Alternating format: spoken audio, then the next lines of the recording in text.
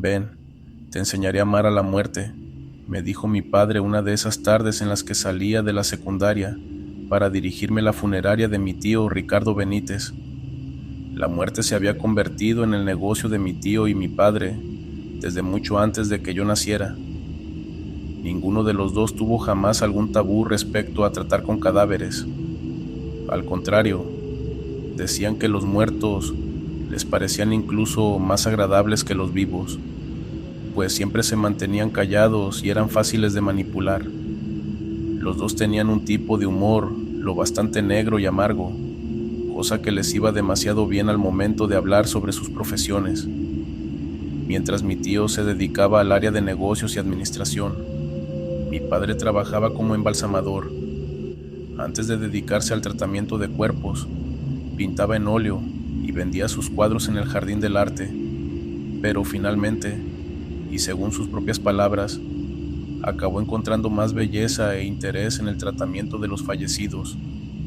Acércate, te enseñaré a amar a la muerte, insistió al verme dudosa de entrar con él, previo a la preparación de una mujer muerta por fractura de cráneo. En días anteriores, había tenido que soportar cierto acoso por parte de un grupo de compañeros de la escuela. Con la llegada del Día de Muertos tan cercana, me convertí en el foco central de sus burlas y chistes de mal gusto por ser hija de un embalsamador. Las cosas que me decían eran del tipo: a ti a diario se te ha de subir el muerto, o si no llegas temprano a casa, de seguro tu padre te mata y te maquilla.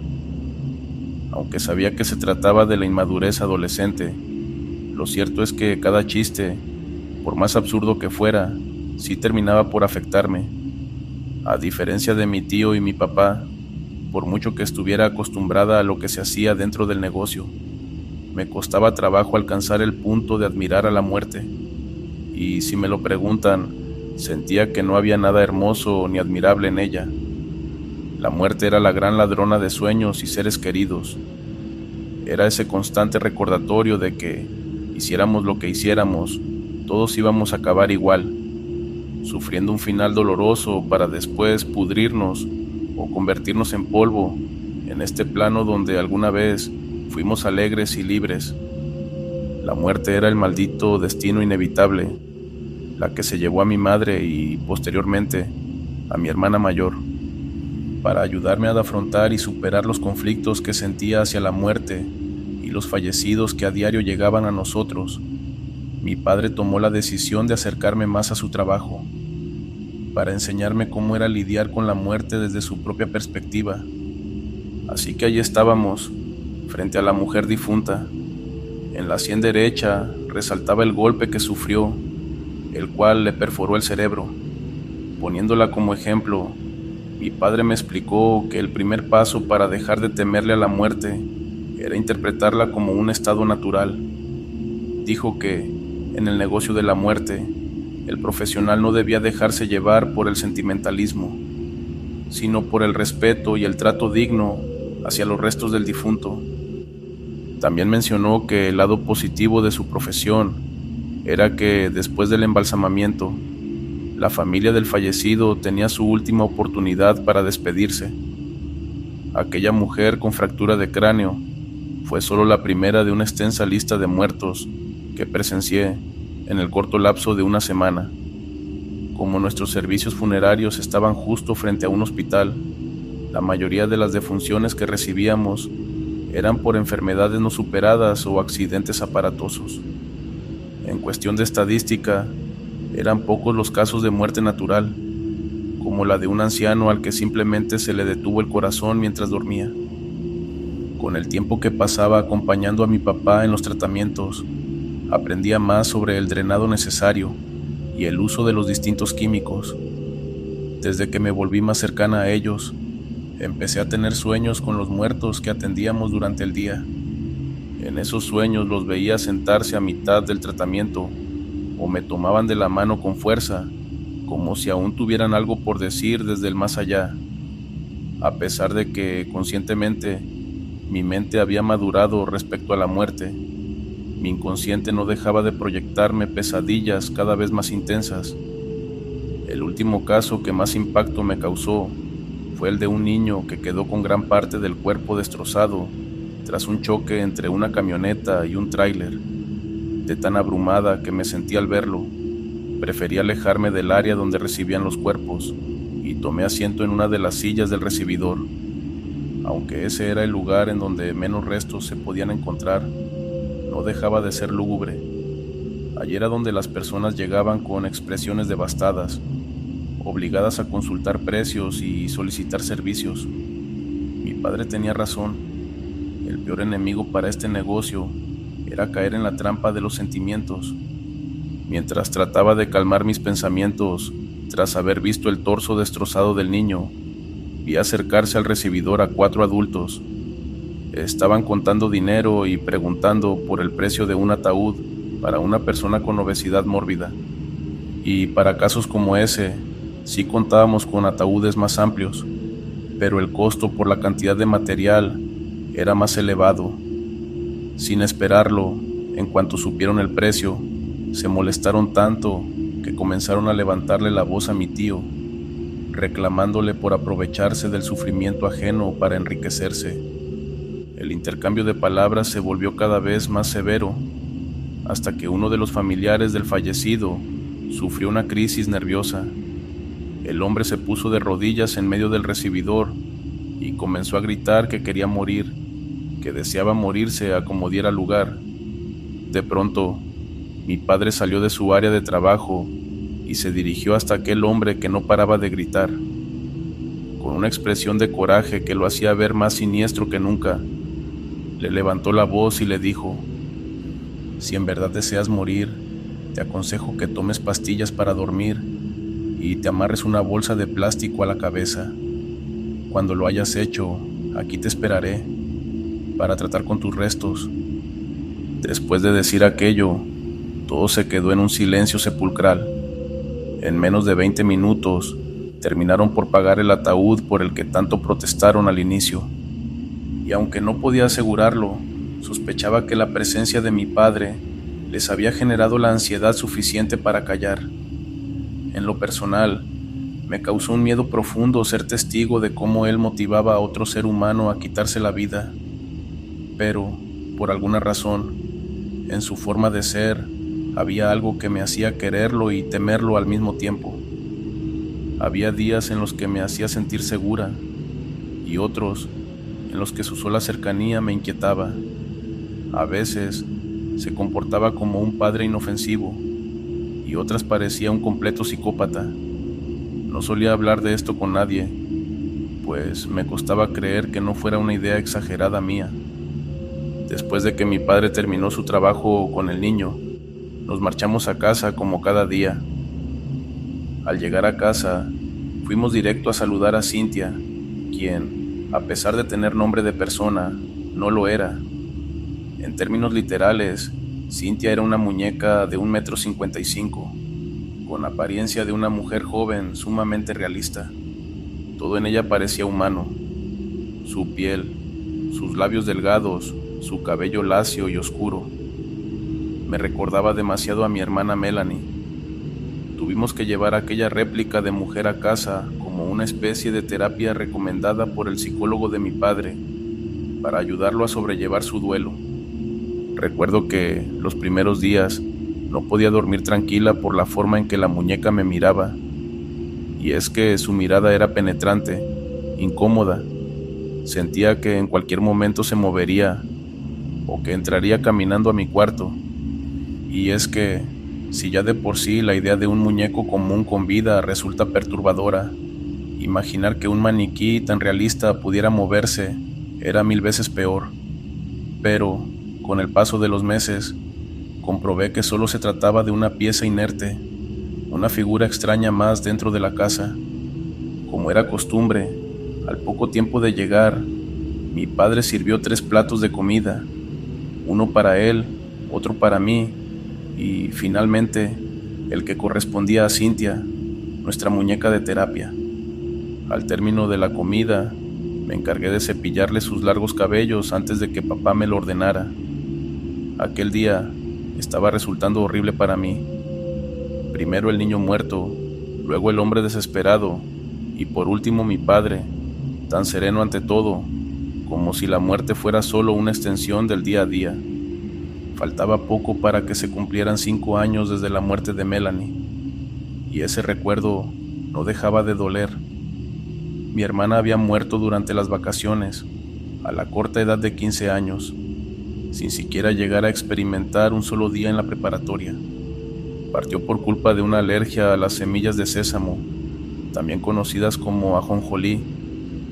Sufrió un shock anafiláctico en noviembre de 2018 y nunca volvió.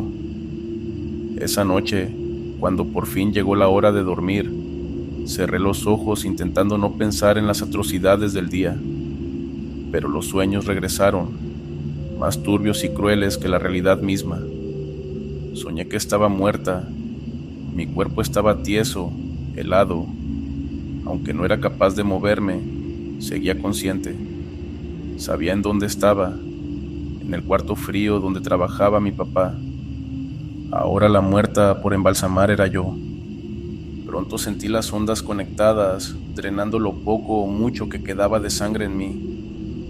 A mitad de aquella desesperante experiencia, apareció mi padre con su traje esterilizado y cubrebocas.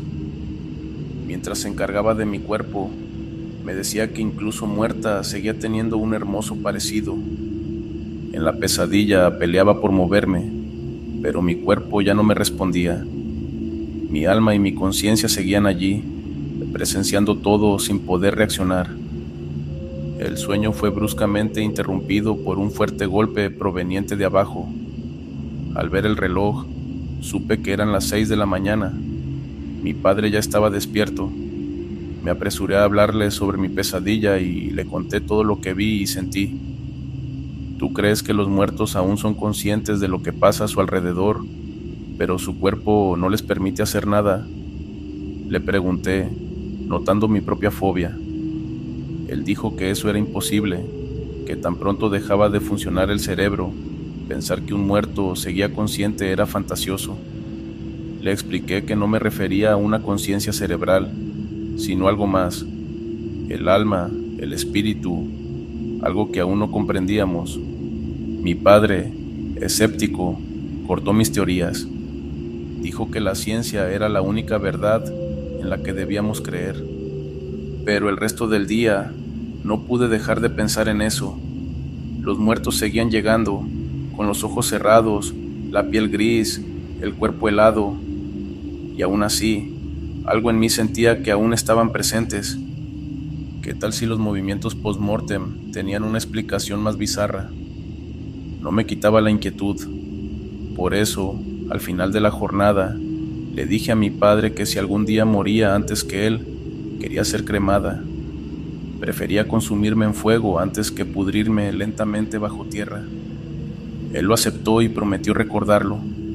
Cuando mi hermana falleció, su cuerpo fue cremado en nuestras propias instalaciones y su urna permaneció desde entonces en el buró del cuarto de mi padre. Conforme se acercaba el aniversario luctuoso de Melanie, las cosas empezaron a ponerse más raras. Una semana después, los mismos clientes que antes se habían negado a pagar regresaron. Pero faltaba uno, el hombre al que mi padre había retado a quitarse la vida. Apenas los vi entrar, me temí lo peor. La señora que venía con ellos lo confirmó. El hombre que lloró aquí hace unos días se quitó la vida. Contaron que lo había intentado 3 veces hasta que lo logró. Lo hizo exactamente como mi padre le aconsejó. Tomó pastillas para dormir y se amarró una bolsa en la cabeza.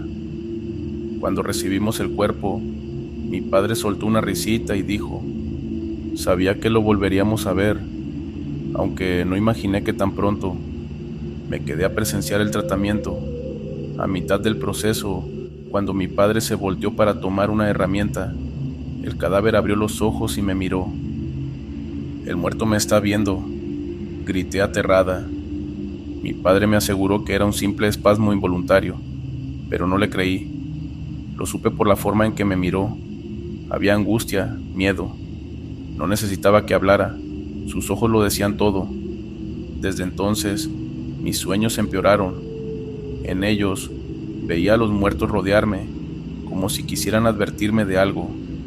Y lo peor, en todos, mi padre aparecía.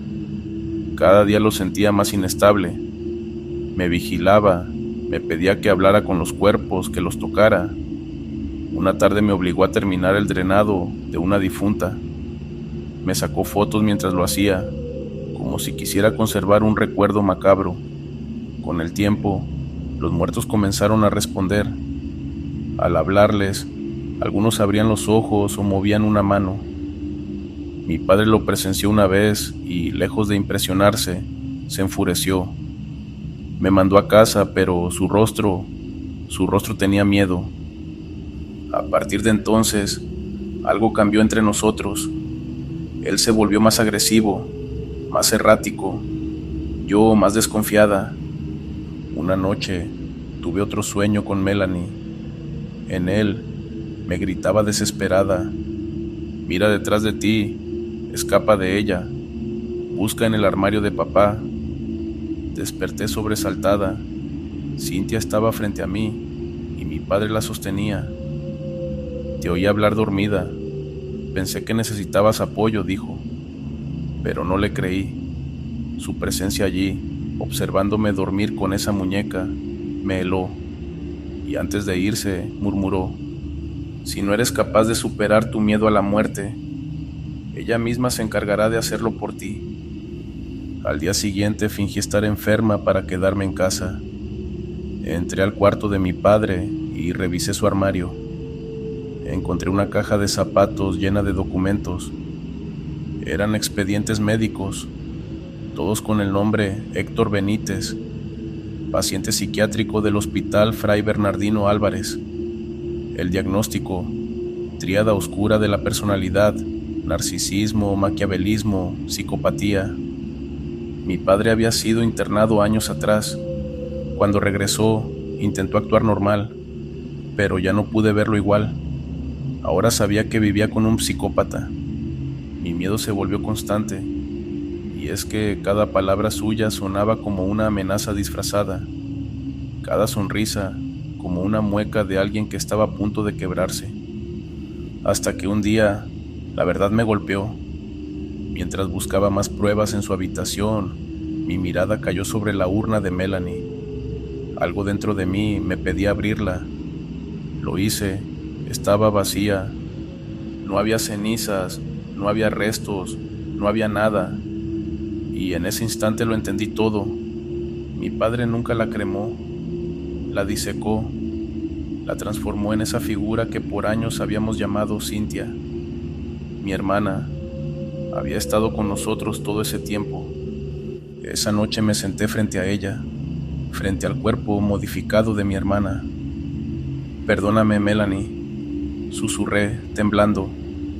Perdóname por no haberlo visto antes. Y mientras hablaba, sentí que algo en la casa respiraba conmigo. El aire se volvió pesado, la luz parpadeó, y desde el pasillo, la voz de mi padre resonó: te lo dije, hija, tarde o temprano, todos aprendemos a amar a la muerte. Era el año 2010, en un pequeño y olvidado pueblo de Michoacán llamado San Agustín. Yo tenía 16 años, y aunque siempre había escuchado historias sobre el Día de Muertos y las tradiciones de los pueblos, nunca había experimentado algo realmente extraño hasta ese día.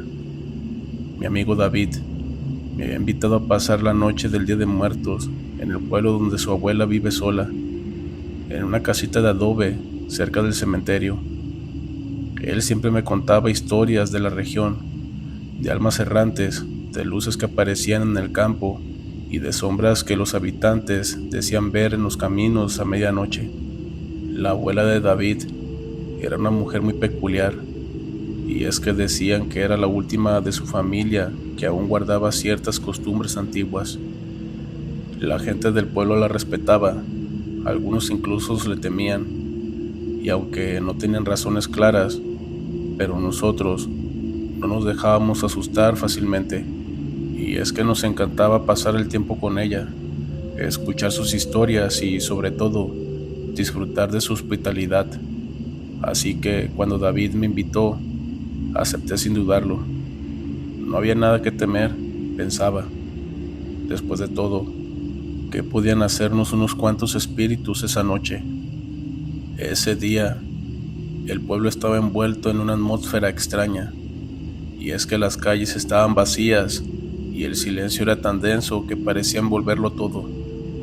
David y yo ayudamos a su abuela a colocar el altar, lo llenamos de flores, velas, calaveritas de azúcar y fotos antiguas, lo típico de siempre. Pero recuerdo especialmente una foto de su abuelo, un hombre de una mirada seria y profunda, que parecía observarnos desde el retrato con una intensidad inquietante. La abuela de David colocó la foto en el centro del altar y, al hacerlo, murmuró algo que no entendí. Era como una oración o tal vez era una advertencia. Aún no lo sé. La noche avanzó y el cansancio nos fue venciendo. Nos acostamos en unas cobijas que la abuela nos había preparado en el suelo, cerca del altar, y nos quedamos en silencio.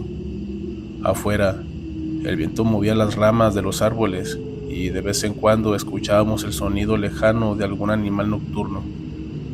Todo parecía normal, o al menos eso pensé, hasta que escuché algo que me hizo abrir los ojos de inmediato.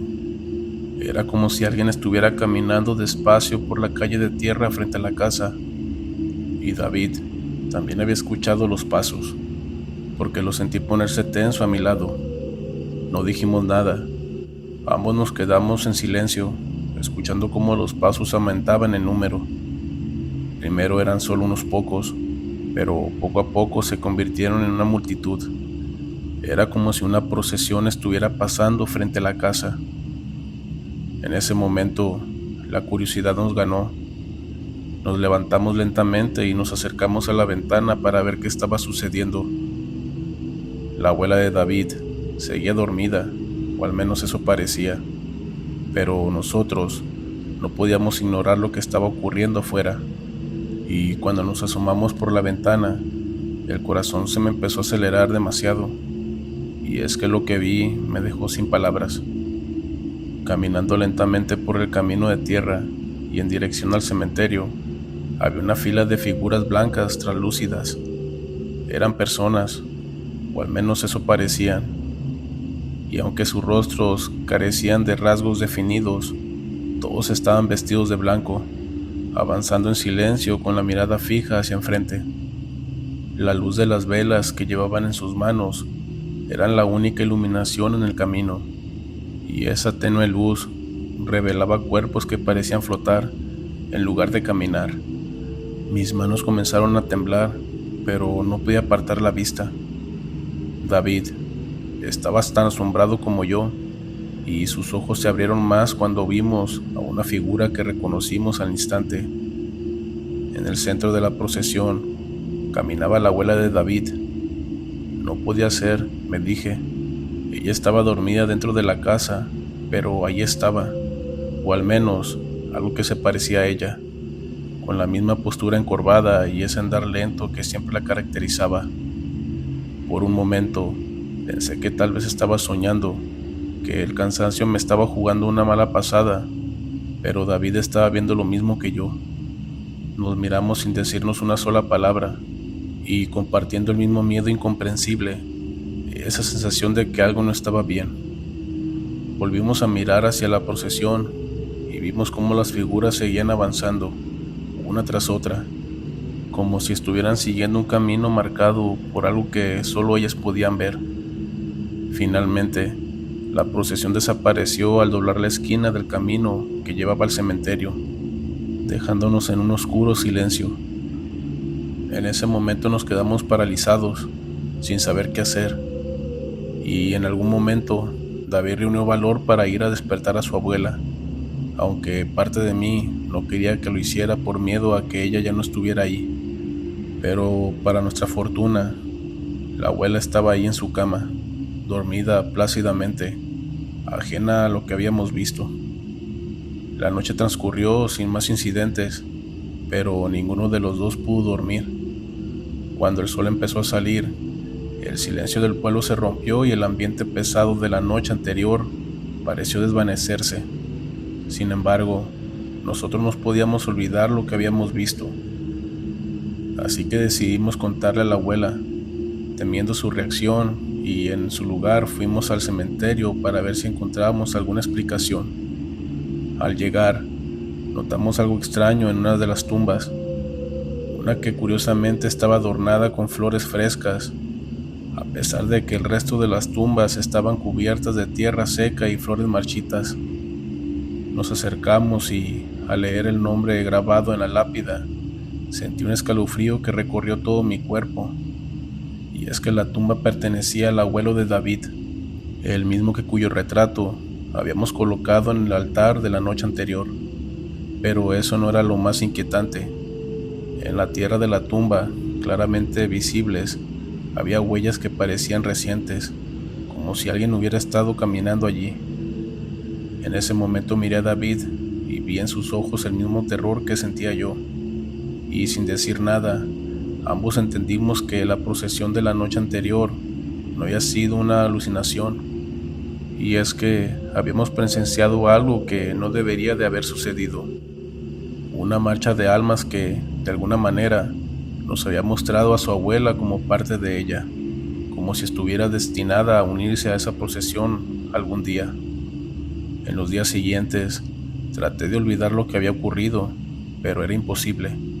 Y es que cada vez que cerraba los ojos, veía esas figuras blancas avanzando en silencio, y en el recuerdo de la abuela, de David, entre ellas, no me dejaba en paz. David intentó hablar con su abuela sobre lo que habíamos visto, pero ella se limitó a sonreír y le dijo que había cosas en este mundo que era mejor no comprenderlas del todo. Pasaron los años, y cada día de muertos me recordaba aquella procesión. Cada vez que visitaba el pueblo sentía una especie de temor inexplicable, como si esas almas todavía estuvieran vagando cerca, esperando el momento adecuado para reaparecer. Nunca volví a ver algo similar, pero el recuerdo de aquella noche quedó grabado en mi mente para siempre. Y finalmente, hace 2 años, recibí una llamada de David. Su voz sonaba tensa y supe al instante que algo malo había sucedido. Me informó que su abuela había fallecido la noche anterior. La encontraron en su cama, con una expresión de paz en el rostro, como si hubiera aceptado su destino con tranquilidad. Lo extraño fue que, según David, esa misma noche algunos de los vecinos habían reportado ver una extraña procesión cerca del cementerio, y decían que parecía una fila de personas vestidas de blanco, avanzando en silencio hacia las tumbas, guiadas por una anciana de cabello canoso. Después de recibir esa llamada, no pude evitar pensar en lo que habíamos presenciado años atrás, y es que tal vez la abuela de David siempre supo que algún día se uniría a esa procesión, y que el Día de Muertos no era solo una celebración para honrar a los muertos, sino una puerta que se abriría entre los mundos, permitiendo que las almas encontraran su camino. Desde entonces, no he regresado a San Agustín, y es que cada vez que llega el Día de Muertos, me quedo en casa, evitando cualquier invitación a visitar cementerios o participar en celebraciones. No sé si lo que vi aquella noche fue real o algún tipo de alucinación, pero una parte de mí no quiere averiguarlo, porque ahora sé que hay algo en esa fecha, algo antiguo y oscuro que no pertenece a nuestro mundo. Y si alguna vez volviera a ver esa procesión de almas avanzando en la noche, temo que esta vez no podrías resistir la tentación de unirme a ellas y seguir el camino que llevan. Al final, creo que todos estamos destinados a caminar en esa procesión, tarde o temprano. Tal vez no ahora, tal vez no en este Día de Muertos, pero algún día, y cuando ese momento llegue, sé que las almas de San Agustín estarán ahí, esperando, avanzando en silencio, para acompañarme en este último viaje. Muchas gracias por dejarme compartir mi historia y mi experiencia con ustedes. Les mando un fuerte saludo. Muchas gracias. Me llamo Valeria, soy de Guadalajara, México, y tenía apenas 12 años cuando sucedió algo que cambiaría mi vida para siempre. Era el Día de Muertos, una fecha que mi familia siempre ha celebrado con gran devoción. Como cada año, mi madre, mis abuelos y yo nos reuníamos para armar el altar en honor a nuestros seres queridos. Colocábamos fotos de los abuelos de mi mamá, de mi bisabuela y hasta de mi perro Canela, que había fallecido hace un par de años. Mi mamá siempre decía que el Día de los Muertos era un momento especial, una noche en la que el mundo de los vivos y los muertos se encontraban para que las almas queridas pudieran visitarnos. Recuerdo que ese año el altar había quedado especialmente hermoso, y es que las flores naranjas y vibrantes cubrían toda la mesa. El incienso llenaba la casa de un aroma dulzón y pesado, y las velas parpadeaban suavemente como si también estuvieran vivas. Al caer la noche, mis abuelos y mi mamá nos sentamos alrededor del altar para rezar y recordar a quienes ya no estaban con nosotros. Todo parecía normal, hasta que llegó la medianoche. Estaba a punto de dormir cuando escuché algo que me hizo abrir los ojos de golpe. Era un sonido suave pero inconfundible, la risa de una niña. Al principio, pensé que era alguien que había dejado la televisión encendida o que era parte de mi imaginación, pero el sonido continuaba, suave y casi burlón, como si alguien se estuviera divirtiendo en secreto en algún rincón oscuro de la casa. En ese momento me levanté de la cama con cuidado, tratando de no hacer ruido. Bajé las escaleras con los pies descalzos y el frío del suelo me recordó lo tarde que era. La casa estaba completamente en silencio, excepto por esa risa que parecía provenir de algún lugar cercano. Al llegar a la sala, me encontré con una escena inquietante, y es que todo estaba apagado, excepto una vela única que estaba en el altar. Todas las demás que habíamos encendido con tanto cuidado se habían apagado sin razón aparente, pero esa vela en particular brillaba con una intensidad extraña, iluminando tenuamente el rostro de mis antepasados en las fotos. Entonces la vi. Era una niña parada justo frente al altar. Llevaba un vestido blanco antiguo, con encajes pequeños bordados en los puños. Su cabello era oscuro y le caía sobre los hombros. No era más alta que yo, pero había algo en ella que me hizo sentir pequeña e indefensa. Estaba inmóvil, con los ojos fijos en las fotos del altar, como si estuviera estudiando cada uno de los rostros. Parecía tan concentrada que por un momento me pregunté si ella también era un espíritu, si estaba buscando a alguien que había dejado en este mundo. Pero de repente, la niña giró su cabeza y me miró. Su rostro estaba pálido y sus ojos parecían demasiado grandes en la penumbra. No dijo nada, solo me observó con una expresión que no supe descifrar. Y entonces, lentamente, una sonrisa se dibujó en su rostro. Era una sonrisa que no tenía nada de infantil ni de amable. Sentí una tensión en el pecho que me impidió respirar por unos segundos, pero no podía moverme. No podía apartar la vista de sus ojos oscuros que parecían brillar en la oscuridad. Y luego, sin aviso, desapareció. La vela que había quedado encendida se apagó de golpe y la sala se quedó sumida en una oscuridad absoluta. Corrí de vuelta a la habitación y me escondí debajo de las cobijas, esperando que esa imagen desapareciera de mi mente. Lamentablemente esa noche no pude dormir, y es que cada vez que cerraba los ojos, veía su sonrisa y el silencio de la madrugada. Juraría que todavía podía escuchar su risa resonando en algún lugar de la casa. A la mañana siguiente, intenté contarle a mi mamá lo que había pasado, pero ella me miró con una sonrisa tranquila y me dijo que seguramente había sido un sueño, o que quizás mi imaginación estaba jugando conmigo por todas las historias que me habían contado sobre el Día de Muertos. Pero yo sabía que no había sido un sueño, sabía lo que había visto, y el recuerdo de esa niña no se borraría tan fácilmente. Los siguientes días intenté olvidar el incidente, pero algo en la casa había cambiado. Y es que cada noche, cuando todo estaba en silencio, empezaba a escuchar cosas, risas apagadas, pasos ligeros en el pasillo y el crujir de la madera en el piso, como si alguien estuviera caminando suavemente de un lado a otro.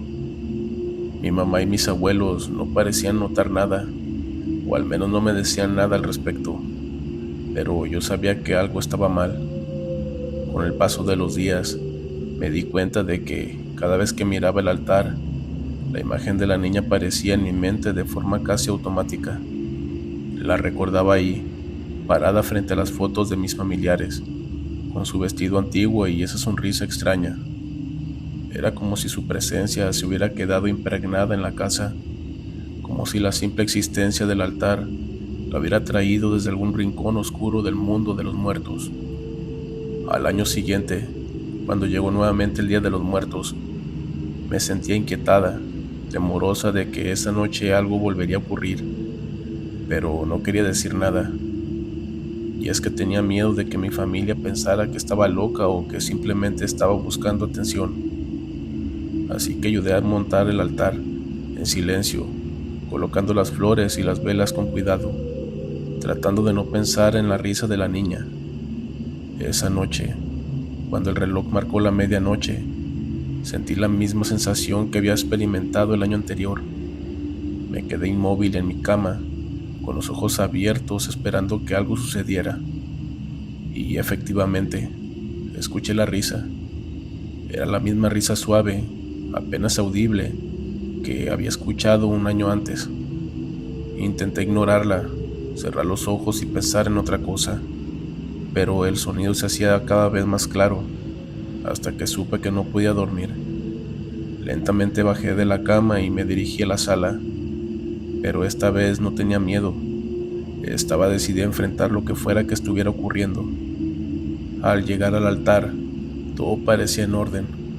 Las velas estaban encendidas, las fotos de mis abuelos iluminadas por la suave luz de las llamas.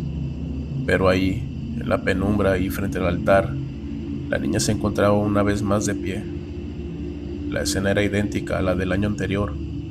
Era la misma postura, la misma mirada fija en las fotos y el mismo vestido blanco, pero esta vez había algo diferente en ella. Podía sentir una especie de tensión en el ambiente, una sensación de anticipación, como si estuviera esperando algo de mí. De repente, un pensamiento me cruzó la mente. ¿Y si había venido a buscarme? ¿Y si cada día de muertos volvía para llevarme con ella a otro lado? Eran preguntas que me hacía en ese momento, y es que la idea era tan aterradora, pero no podía apartarla de mi mente. Me quedé inmóvil observándola mientras ella me miraba en silencio, y entonces, con la misma lentitud que la vez anterior, desapareció. Desde ese año, cada día de muertos ha sido igual. La niña se aparece frente al altar, me mira y luego desaparece, dejando solo un eco de su presencia en el aire. Intenté contarle a mi familia e intenté explicarles que algo estaba mal, pero nadie me creyó. Mi madre sigue diciendo que son mis nervios, que el Día de Muertos es un momento emotivo y que seguramente todo es producto de mi imaginación, pero yo sé que no es así. Han pasado varios años desde la primera vez que vi a la niña, pero cada vez que se acerca el Día de los Muertos, empiezo a sentir esa misma tensión en el ambiente. A veces pienso que he dejado de temerle, que me he acostumbrado a su presencia, pero sé que en el fondo una parte de mí sigue aterrada.